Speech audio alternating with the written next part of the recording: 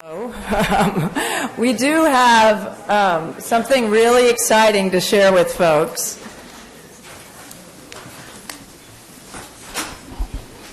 And I'll give you a moment to, wow, I didn't know I had such authority. So my name is Karen Engle, and I'm the co-director of the Rapoport Center here. And I feel like we should just all go have a reception outside because that was really incredible. So thank you so much, Sissy, for the interview, and to Evan for engaging and making that happen. So I want to repeat the Dean and the Dean's welcome and Dan Brink's welcome to you all. It's really great to see so many people here, friends and colleagues from all over, and many people I haven't met. And part of what Sissy does so great is brings people together to engage in the kinds of conversations we're going to have over the next 2 days. Today is obviously a very, very special day for us, for me personally as well. I've spent the past 5 years in some ways working on this project that I'm going to tell you about. And the great thing is, as Joe said, that means I've spent the past 5 years in pretty close contact with Sissy. And she's been an amazing and very fun partner in this endeavor that you're going to see part of tonight and then over the course of tomorrow.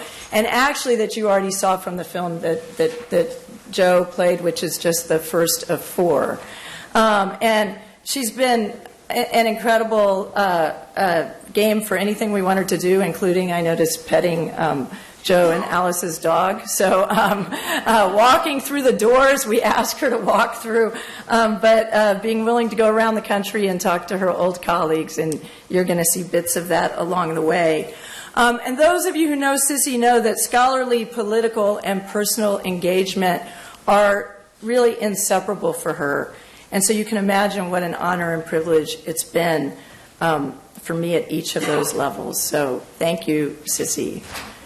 So I'm up here for this portion of the program with Don Carleton, who is the director of the Dolph Briscoe Center for American History that you've heard about and seen a bit of.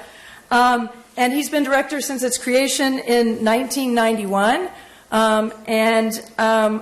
As will become apparent in a few moments, we could not have done this project without the support and enthusiasm from the Briscoe Center, which, although under different names, has housed Sissy's papers since 1973. And so part of what I'll talk a little bit about how that happened. So in about 45 minutes, we're going to launch a website that we've been working on in some form or other for 5 years.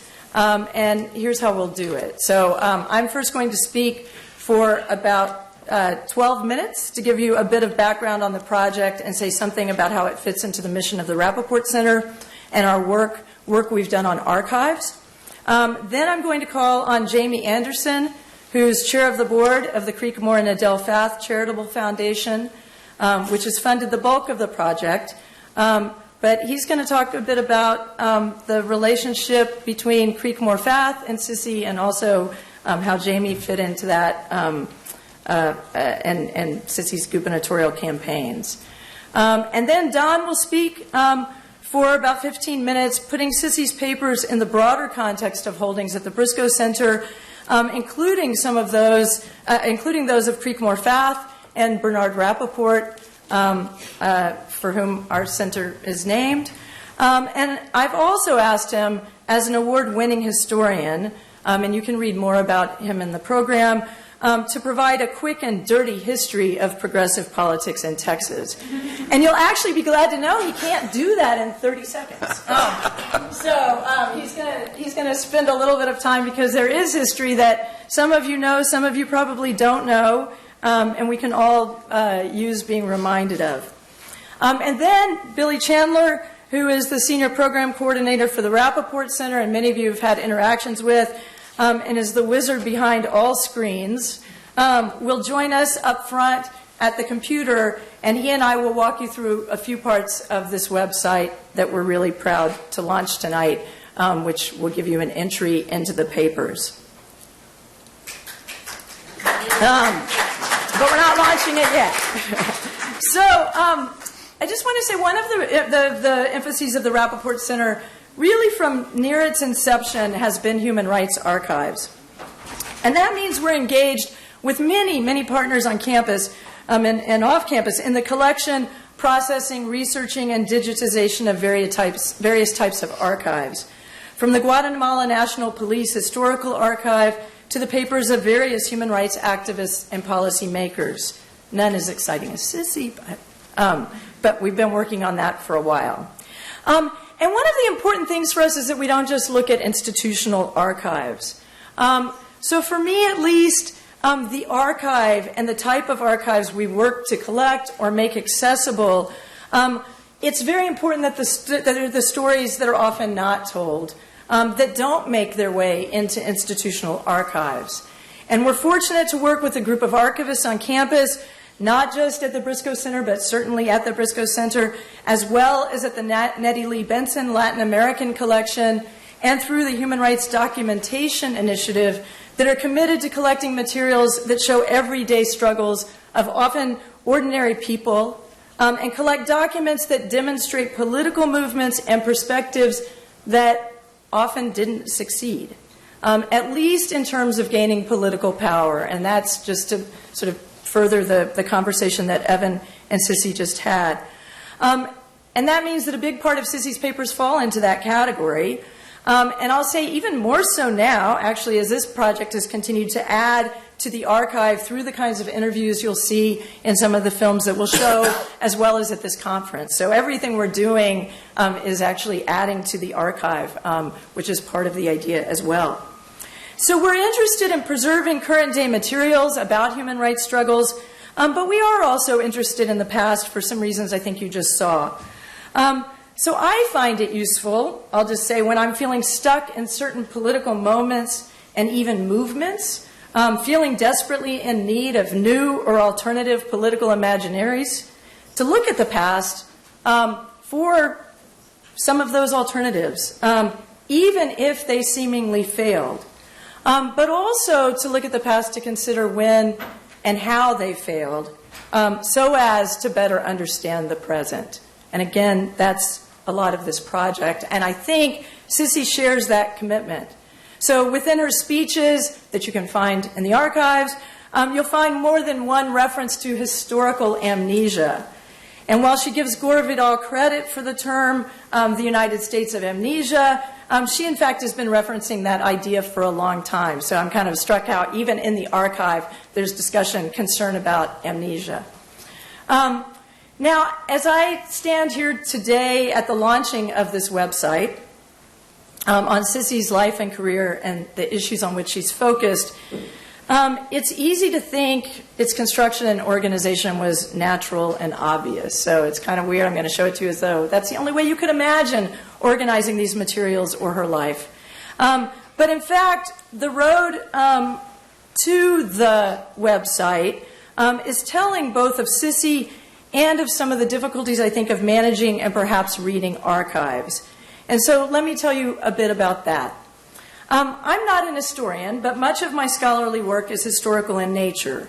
So I'm particularly interested in how social movements have used and helped define law and policy, especially international human rights law and policy, and mostly dating back to the 1970s when the human rights movement took off. And I've pursued that issue in relationship to indigenous rights in the Americas and to the international women's human rights movement. And in fact, I've been working on the latter since 1988 when I was in law school. And I met Arvon Fraser then, and so it's thrilling that she's here today, and you'll hear from her tomorrow. I called her up and said, women's human rights, anything on that? Somebody gave me your name. And she helped me put together what I think was one of the first, at least academic conferences, that was specifically on human rights and women. And there was, at that time, very little written on the topic, even though the international women's movement clearly had deep roots. So despite those roots, they hadn't really thought about human rights as the language to use to pursue some of the aims. And the peace tent that you'll hear about that was in Nairobi, Kenya, as part of the 1985 UN World Conference on Human Rights, was talked about a lot by people in the movement during that time. But it was, and it actually still is, hard to find much sustained discussion of it. So when I met Sissy, actually only, I think, about 8 years ago, in the early years of the Rapoport Center, I have to admit I was surprised one day when she just kind of mentioned that she had been involved in the organization of the peace tent. And of course, she understated her role in it at the time.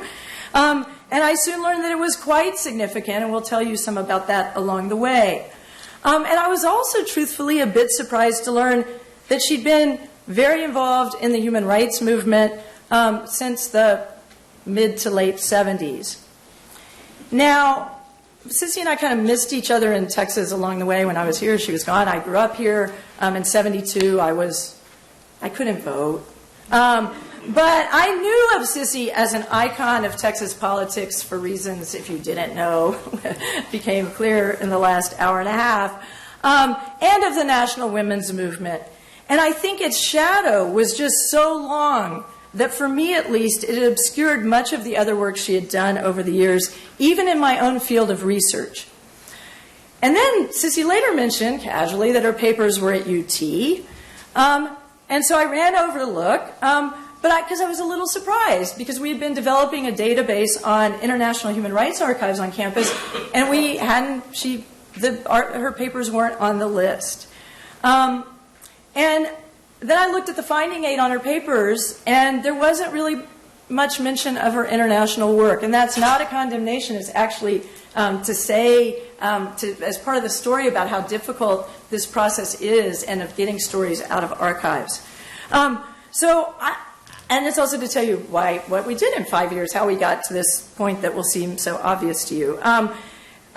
But it wasn't to us. So we put together a team of students, scholars, and interns at the Rapoport Center.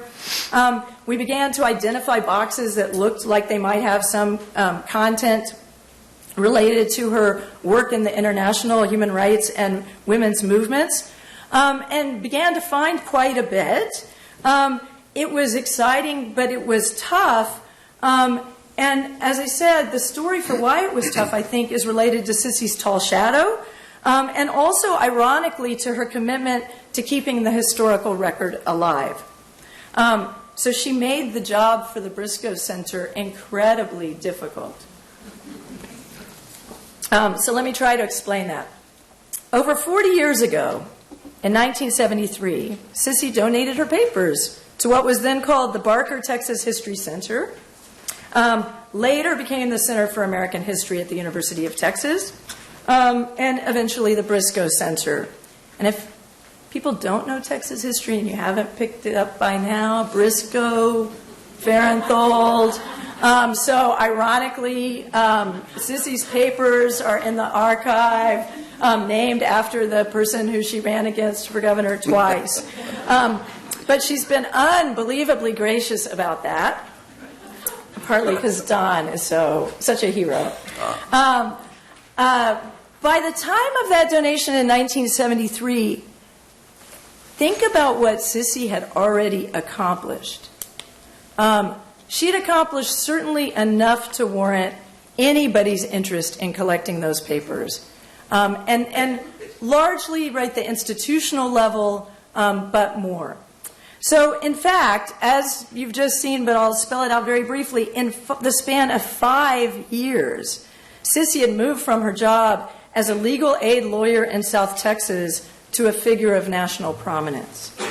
So it's incredible to think that her important work in the legislature, her first bid for governor, her nomination for the vice presidential candidacy, and her election, we haven't talked about that yet, I think, to be the first chair of the National Women's Political Caucus in 1973, all occurred in that span.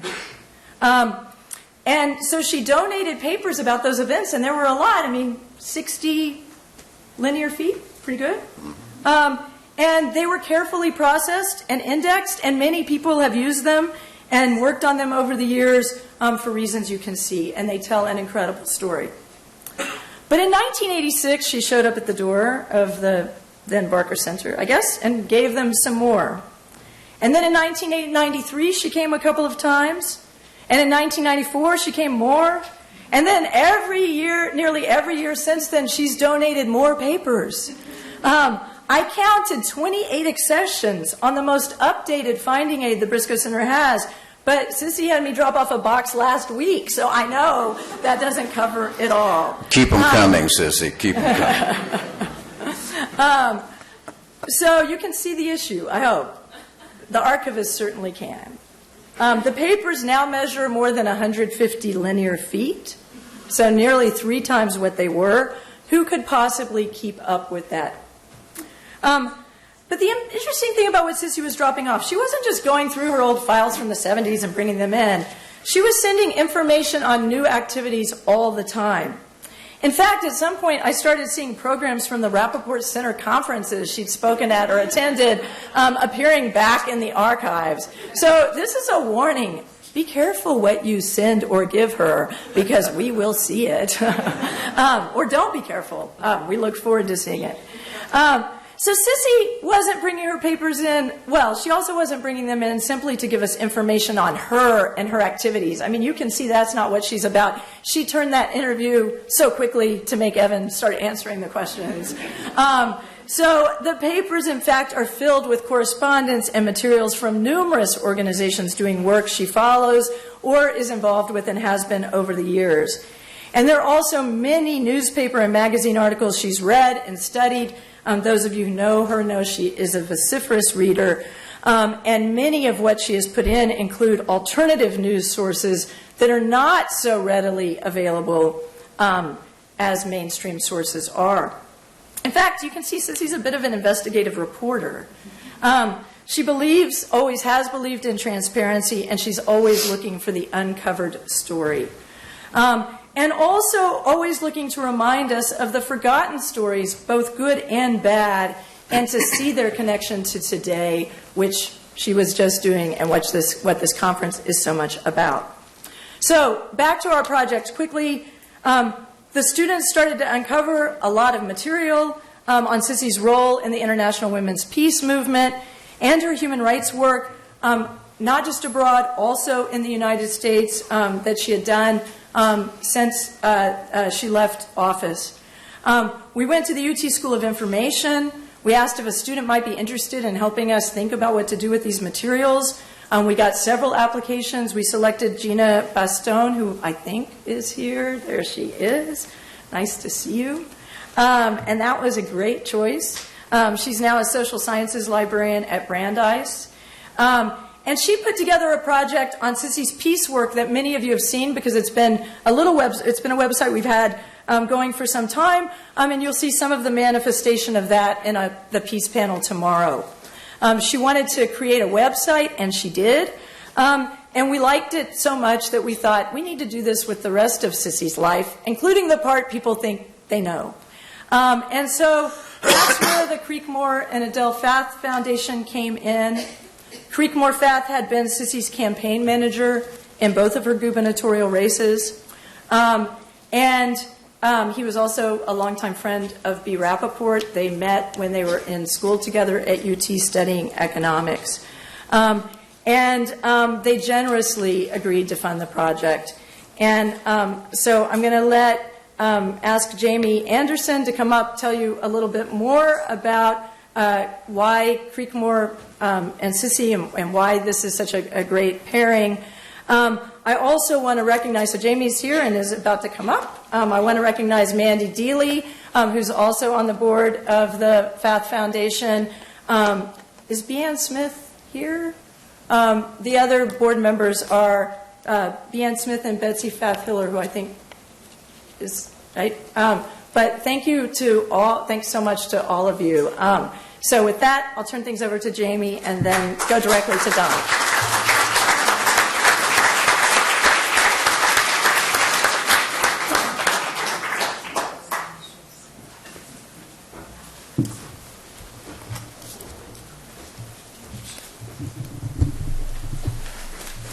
It's great to be here. Great to see a lot of old friends and to talk about, I don't know if it's ancient history or not, but, you know, sort of the history of the beginning of a relationship between Bernard, Creekmore, Sissy, and the beginning of the campaign. Creekmore met Bernard on this campus in the 1930s. He described Barney as a diamond that needed polishing. So Creekmore took Barney under his wing to refine his social skills and thus began a relationship lasting more than 70 years. I first met Sissy during the heyday of the Dirty 30. The idea of her running for governor was born. Then thoughts turned to who might have the experience to run a statewide campaign. I thought of Creekmore fast. I had met Creekmore when he was treasurer of Don Yarborough's 1968 campaign for governor and learned of his experience going back to Harry Truman's 1948 successful campaign for president and his vast experience working on behalf of Senator Ralph Yarborough. I spoke with Creekmore and he agreed to meet with Sissy in his Littlefield building office. They seemed to really hit it off, and he agreed to move forward, providing she raised $25,000 in seed money. Chris Doherty, prominent Austin attorney and Sissy's cousin, agreed to put up the money, and the campaign was launched. I was hired as press secretary and traveled with her on a daily basis throughout the campaign. It was my best political experience ever. Another of her cousins, Dudley Doherty of Beeville, was informed we were flying about in a single-engine plane. And Dudley agreed to provide us with a remodeled DC-3 that we flew all over Texas at 175 miles an hour. Sissy referred to it as our flying camper. Thank goodness for her two cousins. That was how it started, and Sissy's relationship with Creekmore continued through the rest of his life. Thank you.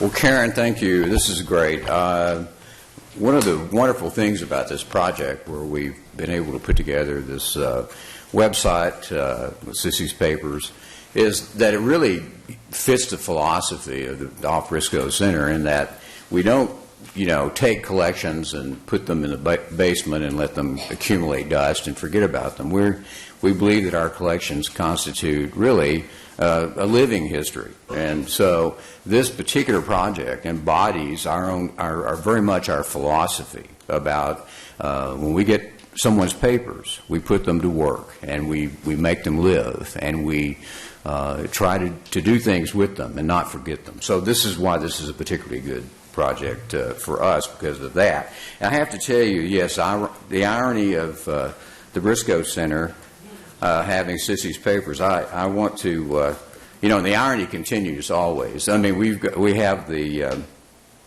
and before we were ever named the Briscoe Center, we had all these papers that really document the history of the progressive movement, whatever you want to call it, liberals in Texas, which goes under all kinds of names.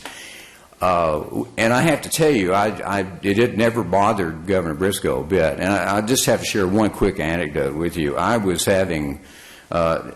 after Governor Briscoe's papers. It was a very important, we collect, everybody's papers that tell the story of Texas and of American history.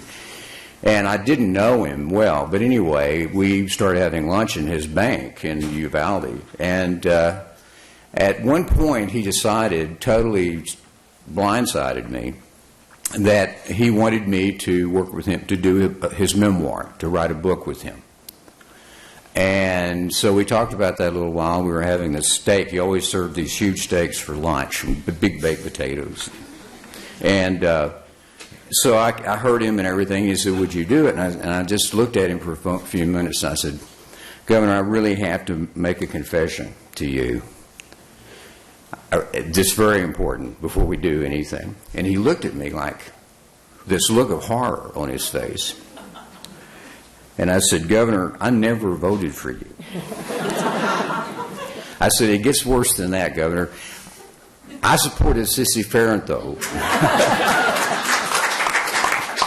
True story.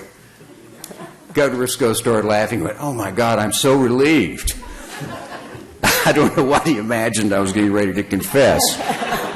But he said, I'm so relieved. Is that all? I said, well, yeah. He said, oh my God, forget it. I mean, we're going to do this project. So, and as I say, the irony continues because, we use Briscoe money to help with this project. We also used money from the Creekmore FATH established an endowment at the Briscoe Center that is a major source of funding for us. We've used money from that. But we use this money also to support the Molly Ivins dinners and the Molly Ivins Awards. So, this kind of thing makes you realize that not everything in life is black and white. And I think Sissy I hope you can agree with that too. It's complicated, as they say. Okay. I've been asked to give you a 10-minute history of politics in Texas since the 1940s until 1972. It's kind of like being asked to spell Czechoslovakia backwards, and you have 5 seconds to do it. But we'll give this a quick. So the only way I thought about this, the only way I know how to do this. Oh, the other problem with this, by the way, is I'm looking at this audience. And most of you folks can tell me how the history of this is. So I feel like I'm selling Eskimos a bit. So I think there's 3 or 4 people here who don't know this. And so I'm going to be talking to you. The rest of you can kind of take a nostalgic walk back through time. Then you can remember these things. Also, when I was thinking about it, it's going to be really easy to get off in the weeds in this thing because it is so complicated and there's so many incredible stories. So all I'm going to do is really go to the heart of the matter and try to identify how the historical development that led up to Sissy's running for governor in 1972. What was the political system and how did it get there? And I'm not going to do, the other problem with historians, it's like Chou En-lai, who was Mao Zedong's second in command. They asked him one time if he thought the French Revolution was successful or not. And he said, well, I think it's too early to know. And some of us historians are like that. So we just have to bear with us here. But at any rate, so I thought about this, and the work that I've done is pretty clear to me that the history of Texas politics at the state level, not necessarily at the local level. I mean, all of you politicians out in the audience here know that the local politics are quite often very different from the state politics, certainly the national politics. So we're not going to include that. But the history of Texas politics from the 1940s until the 1970s, I have to tell you, is deeply rooted in the reaction by Texans to FDR and the New Deal. Now, this sounds a little bit about like the French Revolution story I told you, but it's especially in reaction to the so-called Second New Deal. And after the New Deal, our state's political culture was greatly shaped by the rapid economic, social, and racial changes that flowed from World War II and the Cold War. Now, this is very much a macro look I'm going to give you here.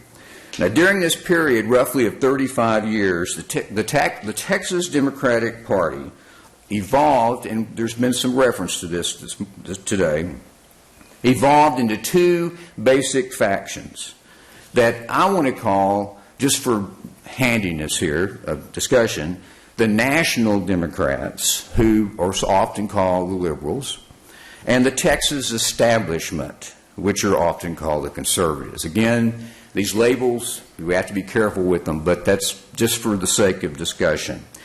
Now, the former, and then the former being the National Democrats or the liberals, they were children of the New Deal, who supported a bigger role for the federal government and the economy, especially in regulating and policing big business in Wall Street. They advocated federal programs in education, social welfare, and building the infrastructure of this country. And they had strong support for the labor movement. and the rights for women, the rights of women, and racial and ethnic minorities.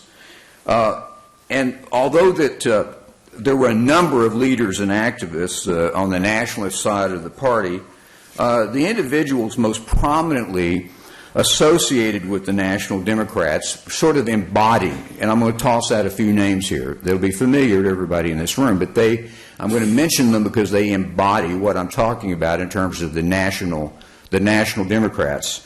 First of all, of course, is Lyndon Johnson, who was a big supporter of Franklin Roosevelt's. Johnson, however, the one person that I'm naming here was the person who swung back and forth most often. And to be frank about it, I don't think that either the National Democrats or the Texas establishment fully trusted Lyndon Johnson. He's one of the main leaders that both sides, I think, looked not quite trusting with. But you also have Speaker Sam Rayburn, Dr. Homer Rainey, who was president of this university and was fired in a political firing that had everything in the world to do with the National Democrats versus the conservative Democrats.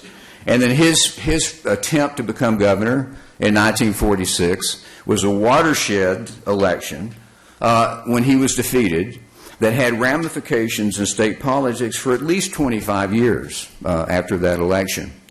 And Creekmore Fath and Bernard Rapoport both cut their teeth. Well, maybe not Creekmore, but Bernard Rapoport cut his teeth in that 1946 Rainey election. And of course, for the 1950s and 1960s, the embodiment of the National Democrats here in Texas was Ralph W. Yarborough, who ran unsuccessful campaigns for governor in 1952, 54, and 56. But eventually won a seat in the U.S. Senate in 1957 in a special election, and then was reelected in 1958 and again in 1964. Now, on the conservative side, during this period of time, the most prominent leaders associated with the Texas Democrats who opposed the National Democrats included, beginning early in the 40s, a character that I'm sure most of folks that I see in the audience at least heard of, Pass the Biscuits, Pappy Leo Daniel, who was a bit of a clown and a radio guy, but he really did, he embodied the Texas establishment in the 40s. As big a clown as he was, he still carried water for them. He was governor in 1938 and in 1940, and then eventually he gets elected to the U.S. Senate in 1941, defeating Lyndon Johnson. And that's the famous election where Johnson said it was stolen from him, and that would never happen again when he ran for the Senate. Then you have also the embodiment of the Texas Democrats, the conservatives, during this period of time is Coke Stevenson, who was governor in the 1940s. And then the next embodiment, or sort of symbol and leader, was Allen Shivers, who was governor from 1947 to 56. Then you have Price Daniels Sr., who was senator and governor. And then finally, and I say finally because there's some profound changes that occurred as a result of 72, and that's John Connally. John Connally was then the embodiment after that. He was the heir to Shivers and Price Daniel and those folks.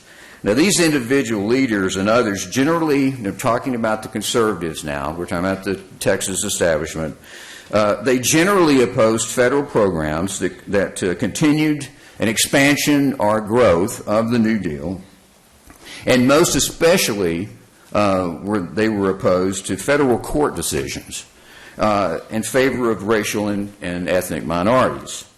Now, they were funded, when talking about the Texas establishment, they were funded, we were talking about money, they were funded by and supported mainly by big business interests when we're mainly talking in this period of time of oil and gas.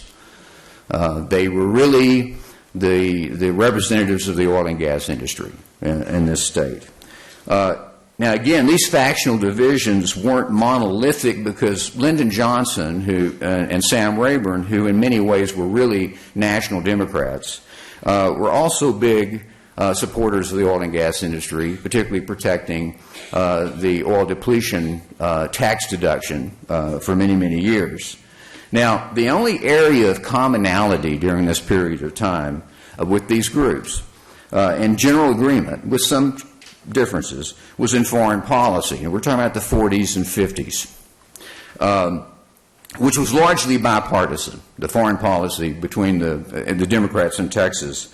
And they were, united in support of our war aims in World War II against the Axis powers. And they were generally supportive, both factions, of our containment policy against the Soviet Union during the Cold War. But that unity began to fall apart and break down, really, during the Vietnam War. That's what ended that unity. Now, during this period between the late 1930s and 1972, when Sissy ran, the conservative faction in the party dominated state elections, with some exceptions, again, at the local level. They pretty much dominated this state in the 40s, 50s, and 60s, that establishment. We had a Ralph Yarborough in the Senate, but the state itself, the power in the state was dominated by the conservatives in the state establishment. The National Democrats gave the conservatives much more competition in presidential elections in Texas. With FDR, for example, winning Texas in 1940 and 1944 with tremendous opposition from the Texas establishment, with the Texas regulars, for example, in 1944. They were against Truman in 1948, and Truman won. There's another victory. The liberals prevailed, and JFK carried Texas in 1960, LBJ in 64, and it's hard to imagine now, but Hubert Humphrey in 1968 won Texas. However, the conservatives, of course, prevailed in 52 and 56 with Eisenhower winning both elections, but that was also complicated. He was a different kind of candidate, and that was complicated. By the late 1960s and early 1970s, when Sissy entered the state legislature, seismic changes had occurred and would continue to occur within the Democratic Party as a result of the civil rights movement. Also, the anti-war movement resulting from our war in Vietnam. It's weird, but when I say something about the anti-war movement to my students today, they say, which war? There's been so many wars, sadly, since Vietnam. At any rate, the anti-war movement. Also, there were changes brought about in this state by rapid urbanization and migration, massive migration to Texas that we're all familiar with. And other major upheavals in society that we witnessed in the 1960s. In addition, the conservative faction in 1972, when Sissy ran for the legislature, for the governor's position, the conservatives, the Texas establishment, had serious problems with corruption in state government, with Sharpstown. And the conservative establishment had also become arrogant, entitled, and complacent, and the liberal faction tried to take advantage of that.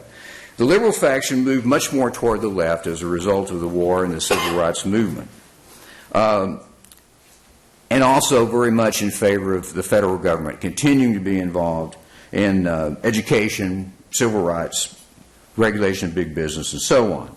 So these seismic changes came to a head with Sissy Farenthold's campaign for governor of Texas in 1972.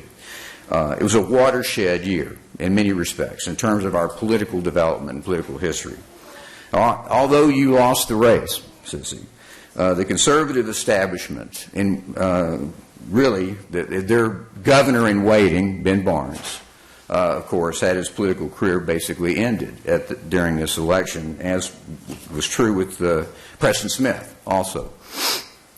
Now, that 1972 gubernatorial race was also, by the way, preceded 2 years before with the loss of Ralph Yarborough, who lost his campaign to Lloyd Bentsen, who was at that time an establishment figure. But that really jump-started the 1970 election and even more the 1972 election really jump-started the rapid growth of the Republican Party in Texas. Republican candidate Hank Grover. How many of you remember Hank Grover? Oh, somebody. I knew Curtis Graves would because Hank Grover was from Houston. At any rate, Hank Grover, a person who had practically no name identity in Texas, came very close to beating Dolph Briscoe in that election in 1972. A significant faction of liberals broke away from Briscoe, the Democratic Party, to vote for the third-party candidate, Ramsey Muniz, who we've already referred to, while a significant number of conservative Democrats voted for Grover. And this is really a harbinger for things to come with the conservative Democrats. 1972 also saw the re-election of Republican John Tower, who easily won re-election to the Senate, and Nixon carried Texas by 67% of the vote in 1972, an overwhelming victory. From 1972 on, the Republicans grew stronger and stronger until they finally became the dominant party in this state completely by the mid-1990s. Much of that growth came from members of the conservative Democratic establishment who just simply switched parties. So we talk about the dominance of the Republican Party today. In many ways, it's a continuation of the dominance of the establishment Democrats in Texas. And I think that many leading conservative Democrats from that establishment changed parties, and John Connally being the number one among that group. The Texas Democratic Party today is basically a remnant or heir of the National Democrats of the post-World War II era. And most of that political history overall has been that battle again, and I go back to the beginning of this, over the programs of the New Deal. We're still fighting the New Deal today. And the role of the federal government in our lives is a central issue that we fight over. There's lots of details, but that really, it all comes back to that. And it's amazing how continuous that is. I want to say one other thing before I close up a second here. The importance of saving papers like Sissy Farentholds is so incredible. We have a saying among historians say where there are no records, there's no history. And that's very true. You can have folklore, you can have so forth, but myths and so forth. But we gather the evidence of history. What we do is in support of the cause of history. We see history as a cause. And that cause is furthered by us having the evidence. And that's why her papers are so important.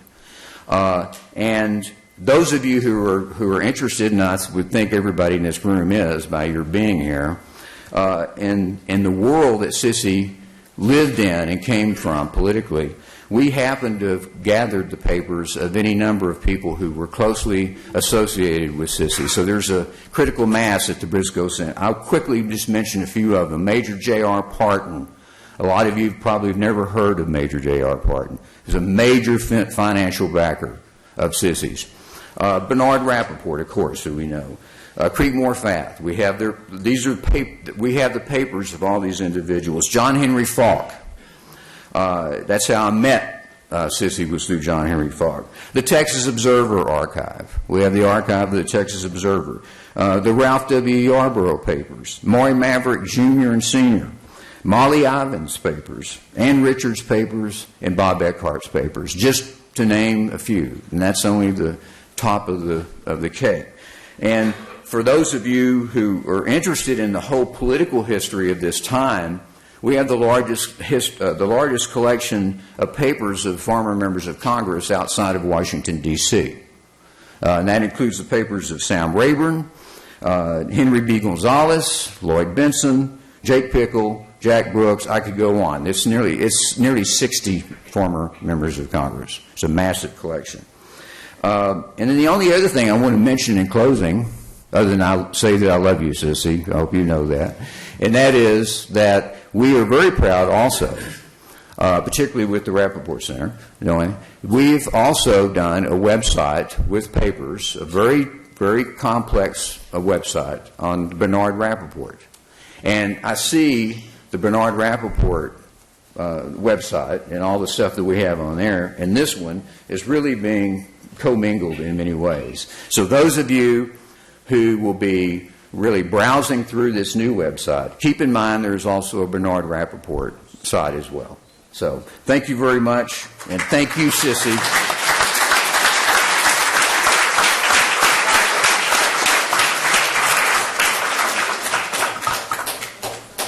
How should we do this?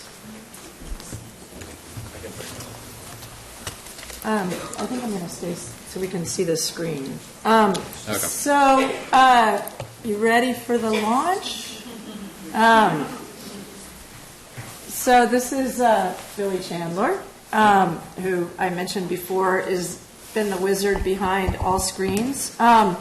He's the administrator of the Rapoport Center, who has not only kept this multifaceted project coordinated, he's also played, I think, nearly every technical and substantive role associated with the project since before the receipt of the FATH Foundation grant. We've counted over 40 people who have worked on this project at the Rapoport Center, the Briscoe Center, UT Law, IT, over the 5-year span, and I would say nearly every one of those has had significant contact with Billy.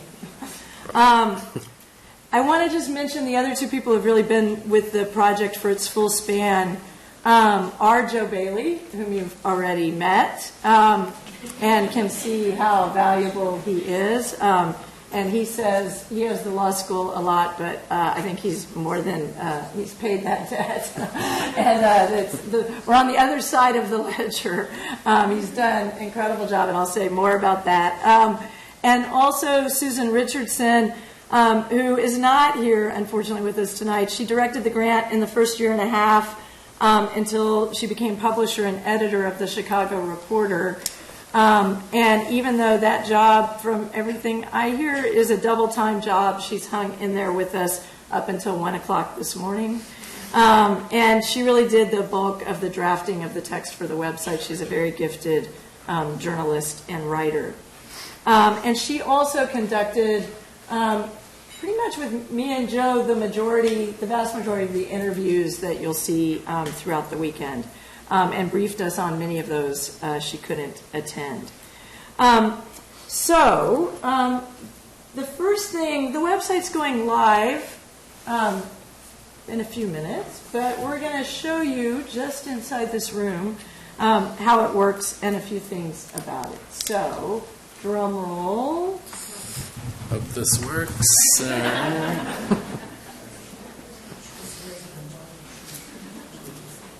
Dun, dun, dun, dun. Yay!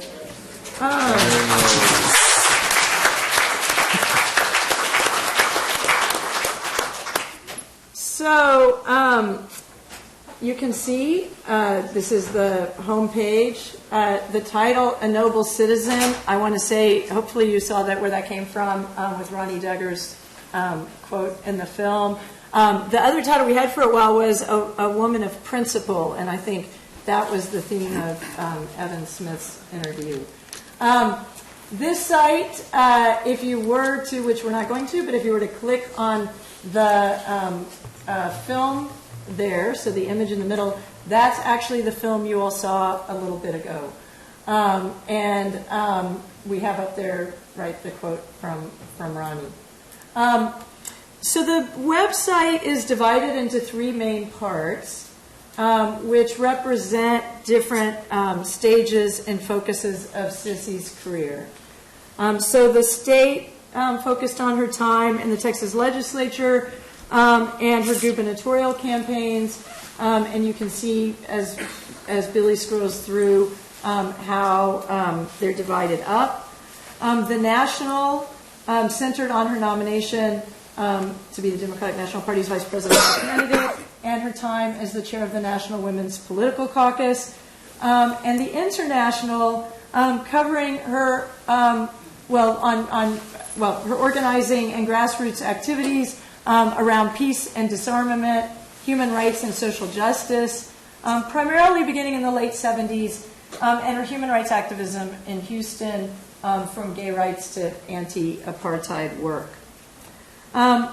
Now, if we go to one of the pages, say the state page, we'll see. This is an example. Each main page under those headings has a film. And so we're going to show you one tonight before we leave. The other two you'll see tomorrow during the conference. So don't go home and watch them when the site gets launched. Although they're pretty amazing even on screen. They're better in here with the audience. And then on the and those are all original films based on Joe didn't say 36 hours of interviews we did with how many people? I'd say like 40 some odd people.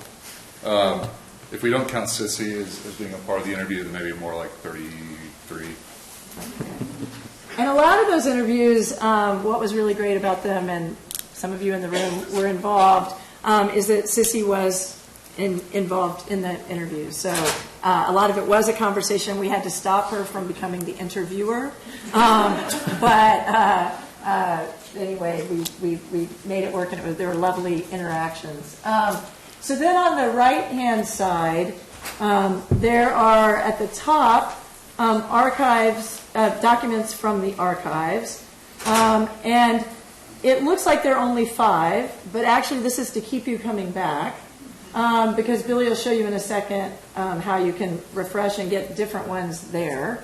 And then to go, so those are sort of randomly selected, but we're going to show you how you can get to them all in a bit. Then there's the image archives, and then there's video and audio down below. And there's a lot of text written. This is Susan's great.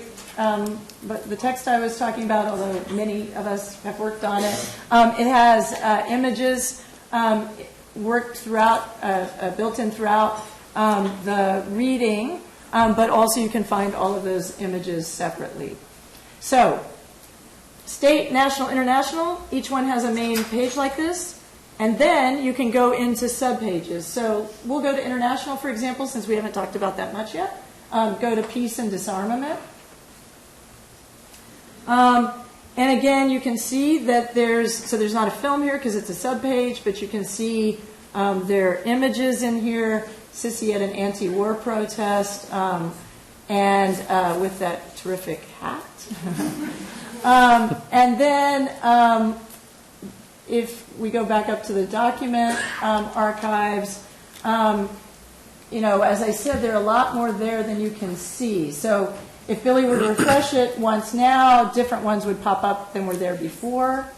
But Billy, what if I wanted to just see all of the documents and images, all of the material on the website related to, say, disarmament? What would I do? So you could go to the media archive here on the top navigation. And this page will basically show you everything that we've uploaded to the site. So that includes documents, images, audio files, films. These categories here you can actually click on as well if you're interested, like Karen was saying, in disarmament.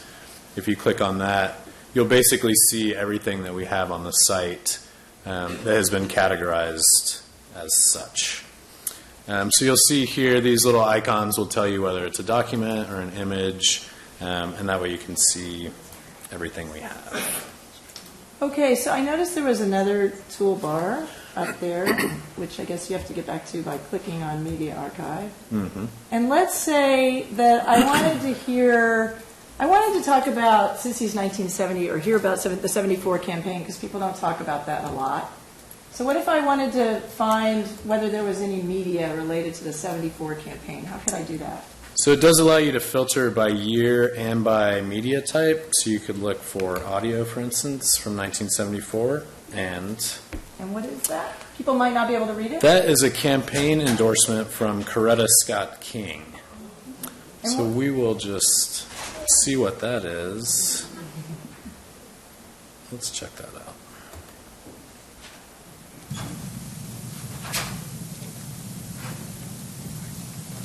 This is Mrs. Martin Luther King, Jr. I have watched with interest and some dismay the plight of minorities in Texas. I know nothing has been done by the man who is governor to end the discrimination which is one of this nation's greatest crimes. Nothing has been done to end the betrayal of the people to large special interest groups.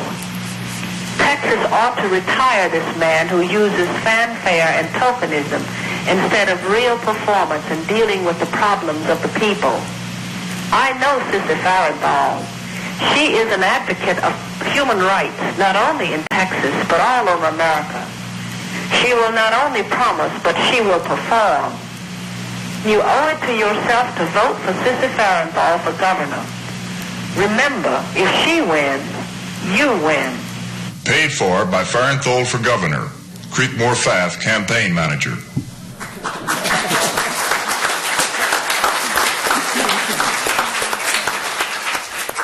So that was cool, and we just found that last weekend, and thanks to Shannon Costello at the Briscoe Center, we got it up. So if you all research in the papers, you're going to find a lot more of those goodies. So one of the things that we want to do, we hope to do, is to get a blog set up.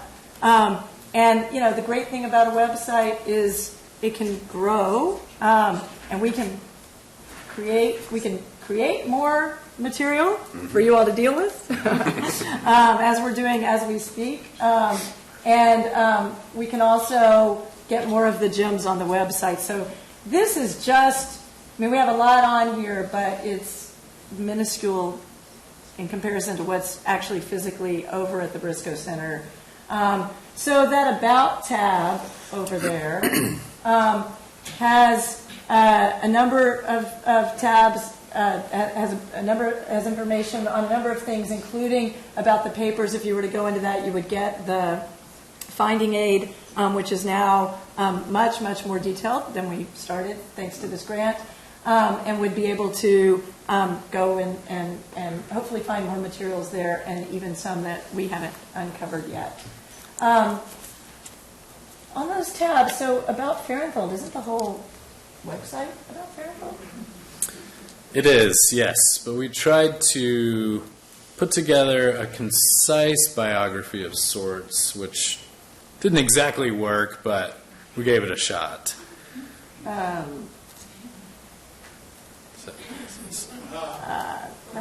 portraits from Wells College. Yep. And then one of the things that we did in putting this together, which was with the help of a number of people and a lot of phone calls to Sissy. So there are lots of things Sissy's done over the years that we didn't even begin to touch on and won't in this conference.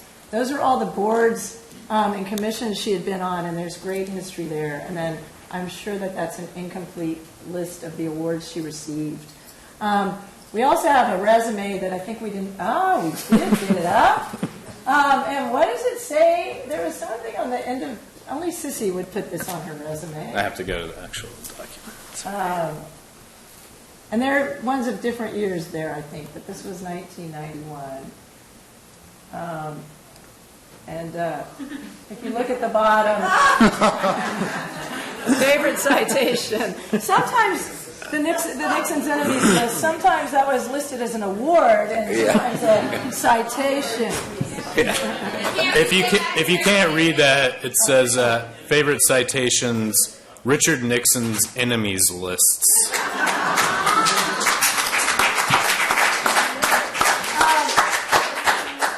All right. I just learned Bob Strauss was on that too. So the centers at UT have more in common than they might have thought.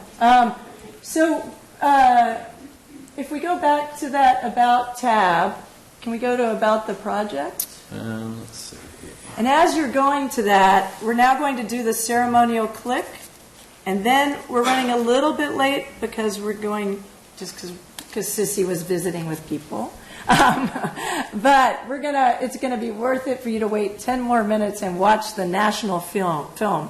So just to say, in terms of the conference, The 3 other films, one's on Sissy's work at the state level, one at the national, and one at the international. So tomorrow morning we'll start with the panel on the national, and that panel will focus on reproductive and gay rights. But we picked an issue basically for each of those areas for the conference, but the films are much, much broader.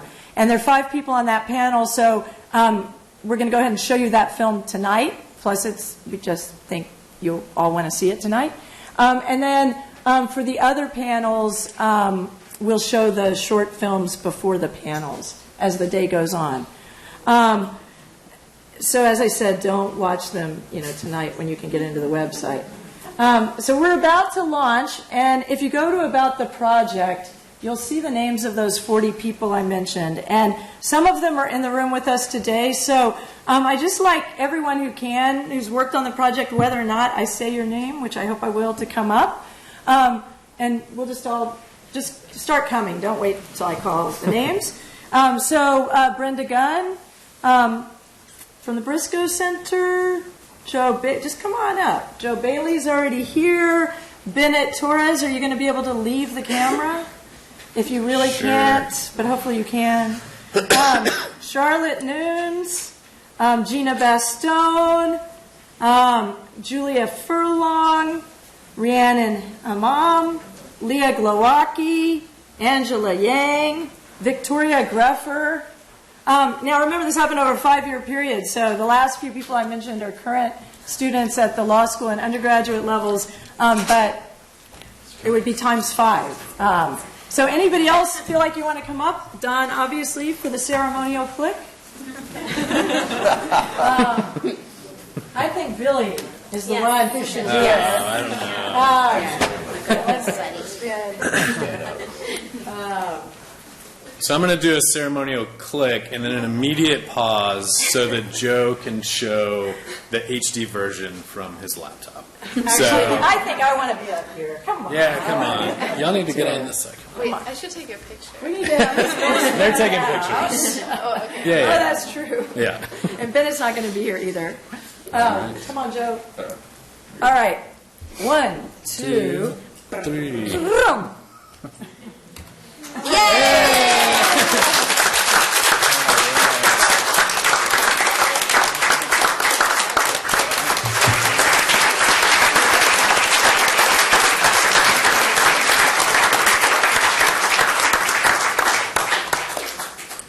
Party awaits you. A continuation of it. So there's a reception in the atrium. We look forward to seeing you again tomorrow. Thank you all.